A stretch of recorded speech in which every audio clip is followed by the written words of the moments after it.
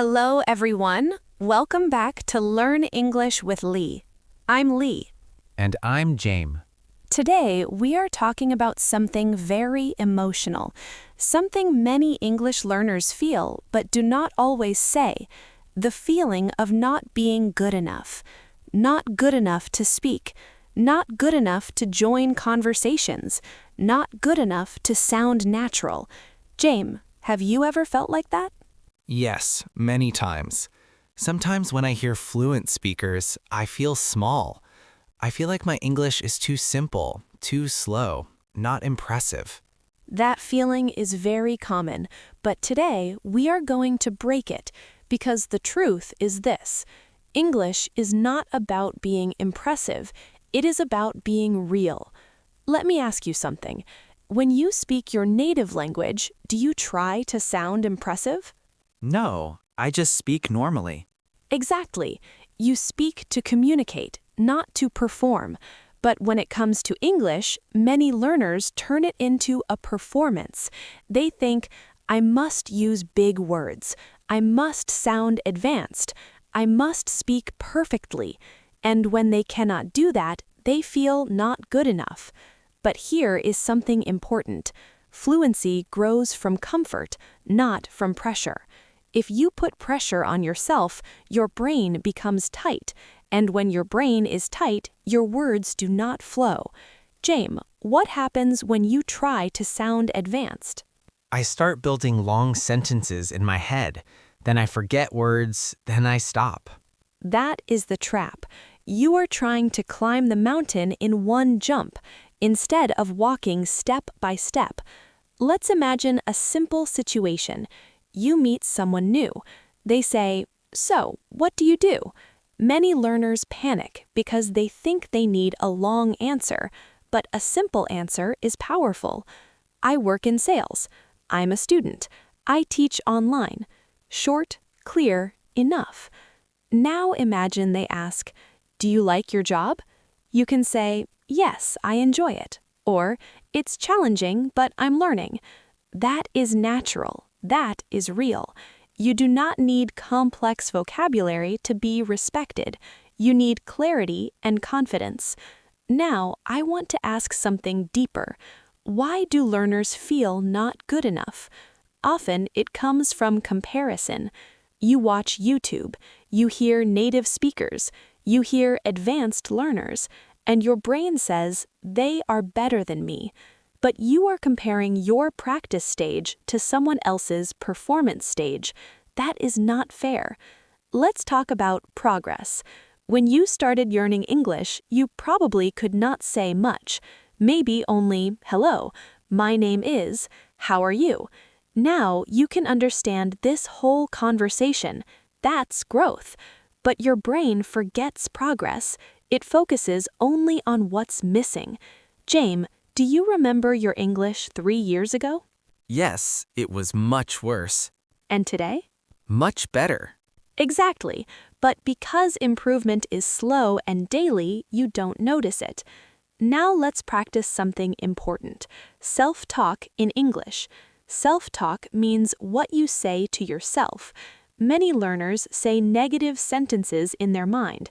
My English is bad. I'm not fluent. I'm not confident. These sentences become beliefs, and beliefs control behavior. Instead, change your inner language. Say, I am improving. I can communicate. My English is growing. Even if it feels small, say it. Confidence is built from repetition. Now, let's move into a real conversation example. Imagine you're at a cafe. Someone next to you hears you order in English. They smile and say, "Your English is good." What do you answer? Maybe I say, thank you. Good. But many learners say, "No, my English is bad." Why do we do that? Because we feel humble. But when you say your English is bad, you repeat negative belief. Instead, say, "Thank you, I'm still learning." That sentence is honest but positive. Now, let's imagine another situation. You are in a group conversation. Everyone is speaking fast. You understand most of it, but not everything. And suddenly, someone asks you, "What do you think?" Your heart beats faster. You think, "I don't know enough words." But here's a powerful truth. You do not need many words. You need one clear idea. For example, "I agree. I think it's a good idea. I'm not sure, but maybe we can try." That is enough to join the conversation. You do not need a speech, just a contribution. Now, let's talk about perfection. Perfection is the enemy of fluency. If you wait to speak perfect English, you will wait forever. Instead, speak imperfect English confidently. Confidence makes simple English sound strong. Now, let's practice something. I will say a negative thought. You change it into a positive one. My English is terrible. My English is improving. I speak too slowly. I'm getting faster every day. I always make mistakes. Mistakes help me learn. Very good. Now, imagine you practice this daily. Your brain slowly shifts.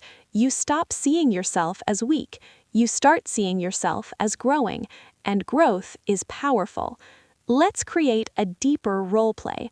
Imagine you are at work. A colleague says, "Can you explain this idea?" You feel nervous. Instead of saying, "Sorry, my English is not good," say, "I'll try to explain." Then keep it simple. I think we should focus on marketing first. It might increase sales. We can test it next month. Clear, direct, effective. Remember this: people care more about your idea than your grammar. Your value is not your vocabulary size. Your value is your thoughts, and you already have thoughts. Now, let me ask you something very important. If you stopped trying to sound impressive and just focused on being clear, how would your English feel? Probably lighter. Yes, lighter, less pressure, more natural. That is the direction we're going. In this episode, we are not just learning English, we are changing your relationship with English, from fear to comfort, from comparison to growth, from pressure to confidence. Stay with this feeling. We are going deeper into practical confidence building and real-life speaking transformation. Let's continue exploring this feeling of not being good enough, because sometimes it does not appear when you are alone. It appears when you are around other people, especially people who speak English fluently. Jane, how do you feel when you sit next to someone who speaks very fast and very naturally? I feel small. I feel like I should not speak. I feel like they are on a higher level. That feeling is comparison again. Your brain sees someone confident and it immediately judges you. But here's something important to understand. Fluent speakers are not better people. They just have more practice. Practice is not talent. It is repetition. Now let's imagine you are in a meeting. Everyone is discussing a project. You understand about 70%, not everything. Your brain says, "If I don't understand everything, I should stay quiet." But that thought is not helpful. Understanding 70% is already strong, and you can ask for clarification. For example, "Sorry, can you repeat that? Can you explain that part again? I didn't catch the last point." These sentences are not weakness, they are communication tools. Confident speakers ask questions. They do not pretend to understand everything. Now let's talk about another hidden fear: sounding simple. Some learners feel embarrassed using basic words like good, bad, nice, big, small. They think advanced English means complicated vocabulary, but real conversations use simple words. For example, "That's a good idea." "It was a bad experience." "It's a big problem." "It's a small mistake." Simple words carry strong meaning. Complex vocabulary is useful, but only after comfort is built. Let's do a quick exercise. I will give you a complicated sentence. We will simplify it. I was extremely exhausted due to the overwhelming workload. How can we say this simply? I was very tired because I had too much work. Exactly. Clear, natural, easy to say. Now imagine someone says, "Why didn't you join the discussion?" You might feel embarrassed, but you can answer honestly. "I was still thinking. I needed a little more time. I wasn't sure how to say my idea." These are natural answers. Now let's talk about voice confidence. Sometimes it is not vocabulary that makes you feel not good enough, it is your voice. Maybe you think, "My accent is strong, my pronunciation is not clear." But let me tell you something powerful. Confidence is heard in tone, not in accent. If you speak clearly and calmly, people listen. Let's practice speaking slowly. Say, "I'm still learning, but I'm improving." Again, "I'm still learning, but I'm improving." Feel how that sounds. Strong, stable, honest. Now imagine you are talking to a native speaker. They speak quickly. You feel behind. Instead of panicking, slow your pace. You can say, "Can you speak a little slower? I want to understand clearly." Most people will respect that. Now let's explore another situation. You are on a video call. There are 5 people. You want to share an idea. Your heart beats fast. Your brain says, "What if they think my English is bad?" But remember this. Most people are focused on themselves. They are not judging your grammar. They are thinking about their own performance. So instead of waiting for perfect timing, enter the conversation simply. "I'd like to add something. I have an idea. Can I share my opinion?" These phrases are simple entry doors. Let's practice a full small workplace conversation. I will start. "I think we should change the deadline." Why? "Because the team needs more time." How much more time? "Maybe 1 more week." That's reasonable. See how simple that is? Now imagine you said nothing. Your idea would never be heard, not because your English is bad, but because fear stopped you. Now let's talk about emotional strength. Not feeling good enough is not about language only. It's about self-worth. If you believe you are valuable, your English becomes stronger. If you believe you are weak, your English becomes smaller. Your words follow your belief. Let me ask you something important. When a child learns to speak, do we criticize them for mistakes? No, we encourage them. We smile. We help them. Then why are you so strict with yourself? You are learning too. You deserve patience. Now let's create a deeper conversation scenario. You are at an international event. Someone asks, "Where did you learn English?" You say, "I learned in school and online." They say, "Your English is very clear." Instead of rejecting the compliment, accept it. "Thank you, I practice every day." Confidence grows when you accept progress. Now let's talk about fluency versus intelligence. Many learners connect English skill with intelligence. If they speak slowly, they feel less intelligent.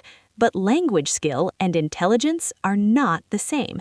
You can be very smart and still be learning English. Language is a tool, not a measure of your brain power. Now I want to challenge your thinking. Imagine 2 people. Person A speaks perfect English, but has no ideas. Person B speaks simple English, but has strong ideas. Which one is more interesting? Probably the one with strong ideas. Exactly. Content is more powerful than language level. Now let's practice expressing opinions simply. Instead of saying, "I possess a comprehensive understanding of the subject," say, "I understand it well." Instead of, "It is a highly complicated situation," say, "It's complicated." Simple language sounds natural. Now imagine you are with friends who speak English better than you. Instead of staying silent, ask questions. "What do you mean? Can you explain that? That's interesting. Why?" Asking questions keeps you involved. You do not need long answers to be part of a conversation. Participation is not about speaking the most, it's about being present. Now let's imagine a powerful transformation. You stop chasing perfection. You start chasing clarity. You stop comparing. You start practicing. You stop judging yourself. You start encouraging yourself. Your English begins to feel lighter, less heavy, less stressful. That lightness creates natural speech, and natural speech creates fluency. Take a slow breath. Say quietly, I am enough. Again, I am enough. Your English is enough for today, and tomorrow it will be even better. Stay with this calm confidence. We are about to explore how daily habits and mindset shifts can permanently remove the feeling of not being good enough. Now let's go deeper into something very powerful, the connection between fear and silence. Many learners do not stay silent because they do not know English. They stay silent because they are afraid of being judged. James, when you stay quiet in a conversation, what are you thinking? I'm thinking, what if I say something wrong? What if they don't understand me? What if I sound strange? That voice in your head is not helping you. It is protecting you. But sometimes protection becomes limitation. Let's imagine something simple. You are in a group conversation.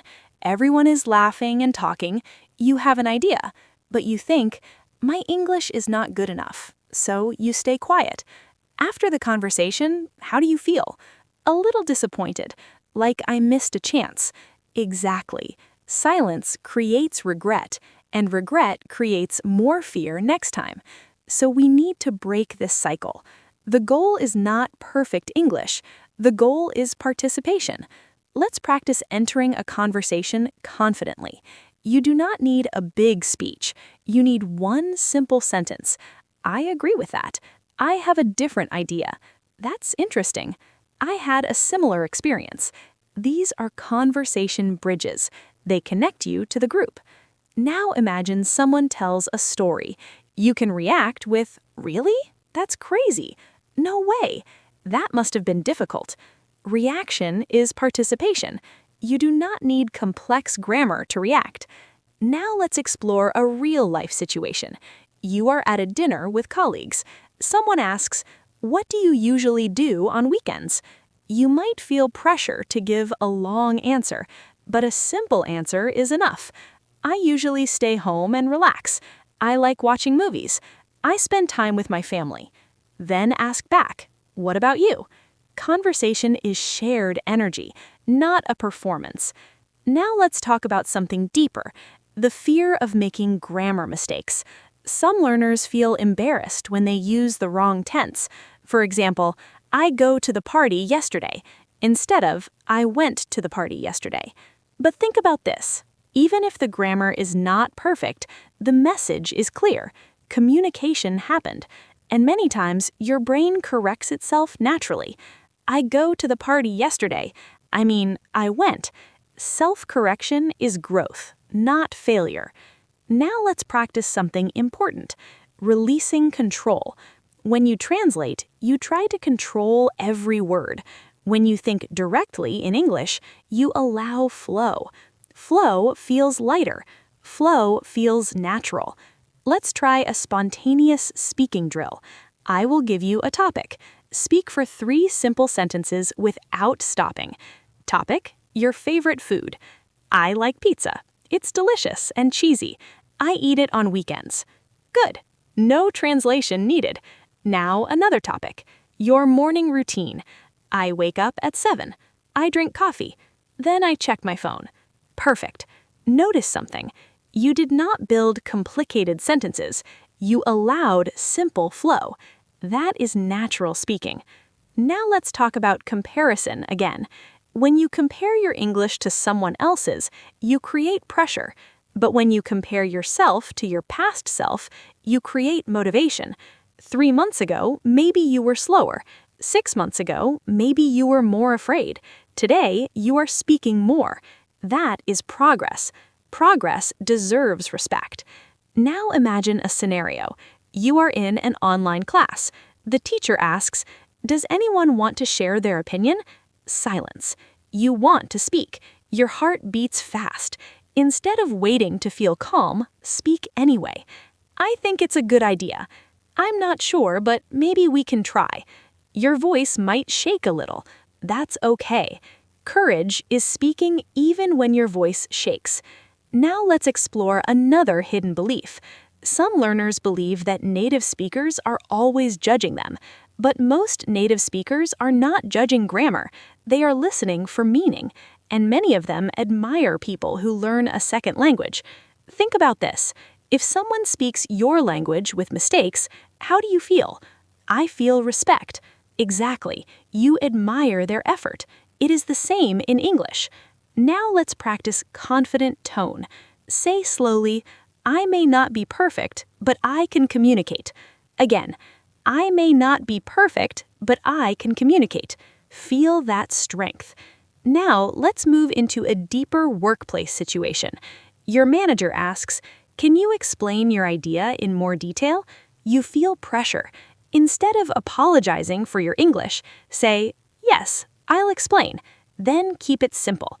"I think we should focus on online marketing. It costs less. It reaches more people." Clear, direct, confident. Your idea matters more than your grammar. Now imagine you are traveling abroad. You need to ask for directions. Instead of thinking, "My English is bad," think, "I need help." Then say, "Excuse me, can you help me? Where is the train station? How long does it take?" You get the information, you survive, you grow. Confidence builds from action, not from waiting. Now I want to shift something important in your mind. Stop asking, "Is my English good enough?" Start asking, "Did I communicate my idea?" That question is healthier. If the answer is yes, you succeeded, even if grammar was not perfect. Now imagine your future. 6 months from now, you speak more often. You join conversations. You stop apologizing for your English. You accept compliments. You speak with calm energy. That version of you is not impossible. It is created by daily courage. Courage in small moments, speaking when you feel nervous, answering even when unsure, smiling even when your accent feels strong. Take a breath. You are not behind. You are not less intelligent. You are building skill, and skill takes time. Stay with this confidence. We are going to explore how to build long-term self-belief and remove the last layer of feeling not good enough. Now let's go even deeper, because sometimes the feeling of not good enough is not really about English. It is about identity. If you see yourself as the shy one, or the quiet one, or the one with bad English, your brain will act in that role. James, how do you describe yourself in English situations? I think I describe myself as nervous and maybe not confident. That description becomes your script, and every time you enter a conversation, you follow that script. But what if we change the script? Instead of saying, "I'm not confident in English," say, "I'm becoming more confident every time I speak." That small change shifts identity, and identity changes behavior. Now let's imagine something practical. You walk into a room where people are speaking English. Before you say anything, your brain decides who you are. If your brain says, "I'm the quiet one," you will stay quiet. But if your brain says, "I am someone who participates," you will look for a moment to speak. Language confidence is not only skill, it is self-permission. You must give yourself permission to speak. Now let's explore a powerful idea. Many learners wait for confidence before action, but confidence actually comes after action. Think about riding a bicycle. Before your first ride, you are nervous. After 10 rides, you feel better. After 50 rides, you feel confident. Confidence is built from experience, not from thinking. Now let's apply this to English. If you speak once per week, confidence grows slowly. If you speak once per day, confidence grows faster. Frequency builds familiarity.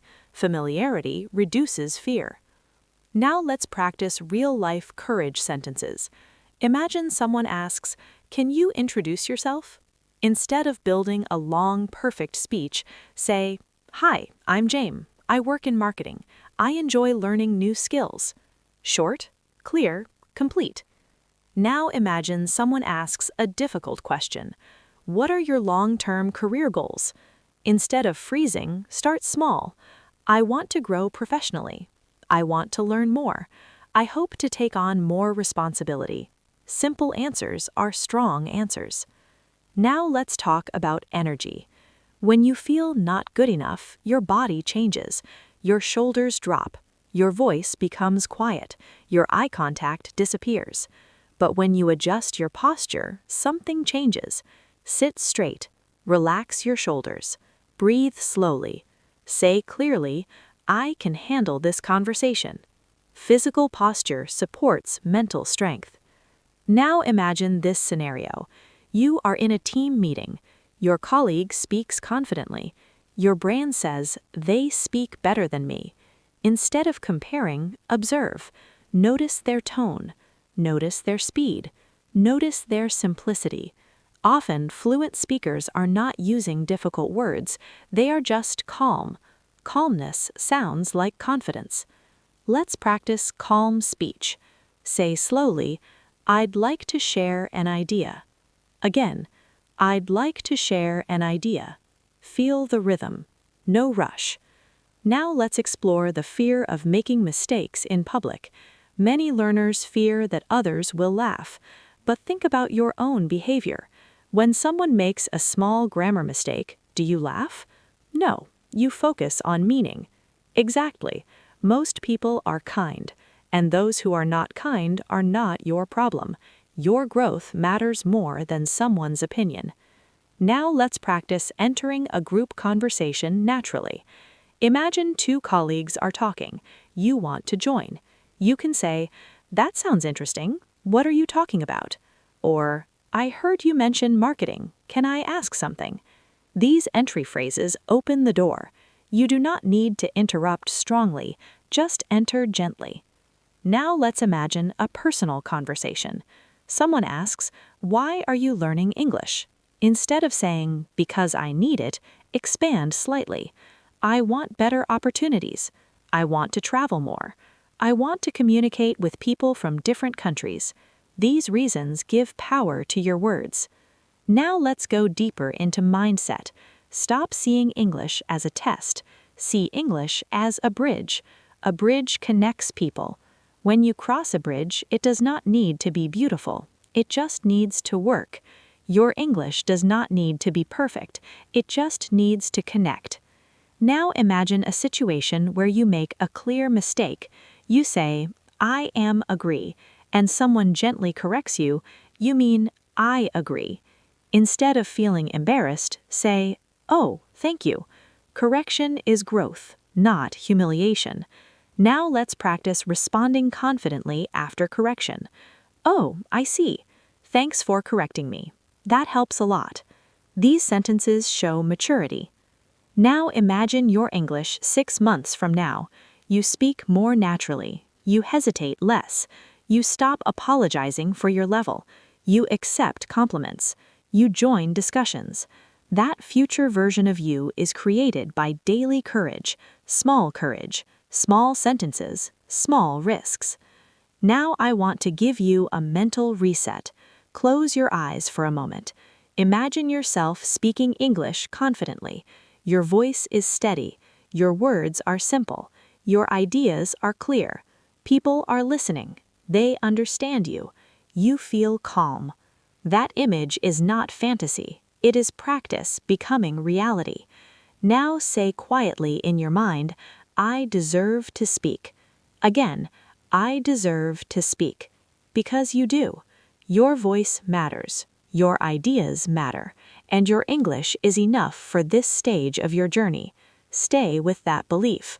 We are about to bring everything together and transform this new mindset into long-term confidence that stays with you every time you open your mouth to speak. Now let's bring everything together. We have talked about comparison. We have talked about fear. We have talked about mistakes. We have talked about identity. But now I want to leave you with something stronger than technique: self-trust. Because at the center of not feeling good enough is a lack of trust. You do not trust your words. You do not trust your pronunciation. You do not trust your ideas.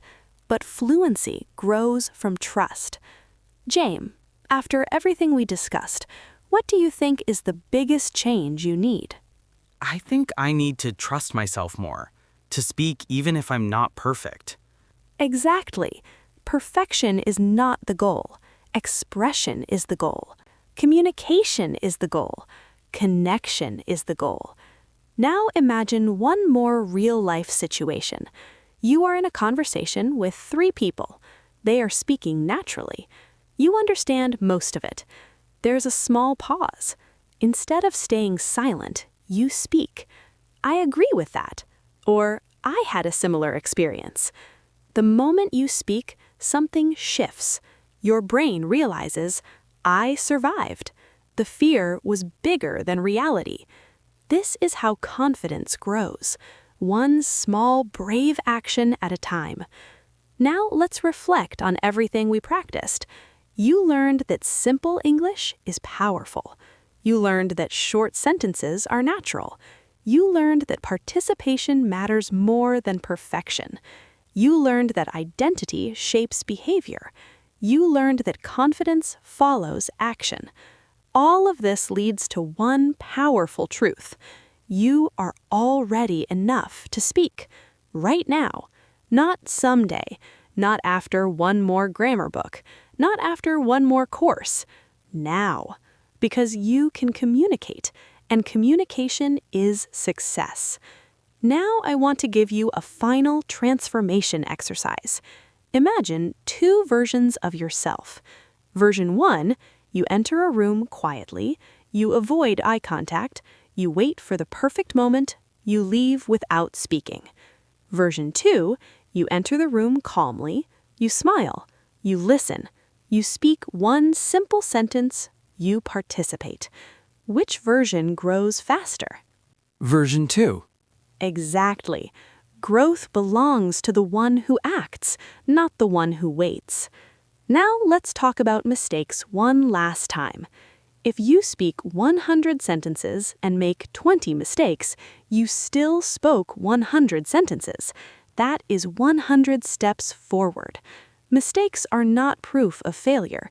They are proof of effort, and effort creates fluency. Now imagine you are asked a question you do not fully understand. Instead of freezing, say, "Sorry, could you explain that again? Can you say that in a different way? I want to make sure I understand." That is confidence. Confidence is not knowing everything. It's handling what you do not know. Now let's practice one final natural dialogue. I will start. How has your week been? It's been busy, but good. What made it busy? I had a lot of work to finish. That sounds stressful. A little, but I learned a lot. That is real English. Not complicated, not dramatic, just honest. And honesty is powerful. Now I want to speak directly to you. If you have ever felt small because of your English, you are not alone. If you have ever stayed silent because you felt not good enough, you are not alone. But silence is not your future. Growth is. From today, do 3 simple things. Speak 1 extra sentence, accept 1 compliment, and stop apologizing for your English. Instead of saying, "Sorry, my English is bad," say, "I'm still improving." That sentence changes your energy, and energy changes experience. Now take a slow breath. Feel your body relax. Say quietly, "I am enough. My English is enough for today, and tomorrow it will be better." James, how do you feel now compared to the beginning? I feel lighter, less pressure, more ready to speak. That is transformation. Not because your vocabulary changed, but because your mindset changed. And mindset is the foundation of fluency. English is not a competition. It is not a performance, it is a bridge, and you are already crossing it. Thank you for spending this time with us. I'm Lee. And I'm James. Keep speaking, keep trusting yourself, keep growing, and remember, you are more than enough.